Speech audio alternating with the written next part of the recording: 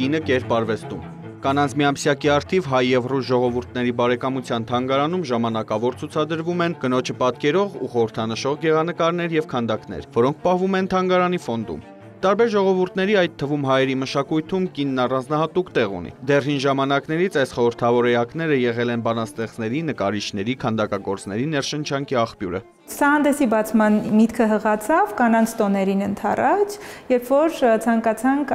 թանգարանի ֆոնդից ներկայացնել կանանց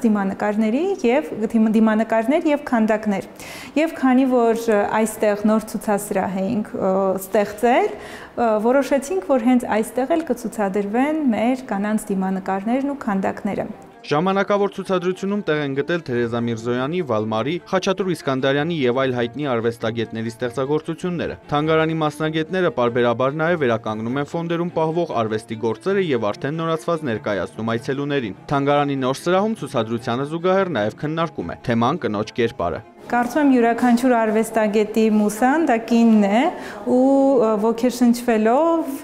սիրելով կարողանում է պատկերել իր զգացմունքները ու արտահայտել դա իրենց ստեղծագործություններում։ Ժամանակավոր ցուցադրությանն այցելուները կարող են ծանոթանալ մինչև ապրիլի 7-ը։ Արամ Մարանդյան, Արամ Հարությունյան, լուրեր։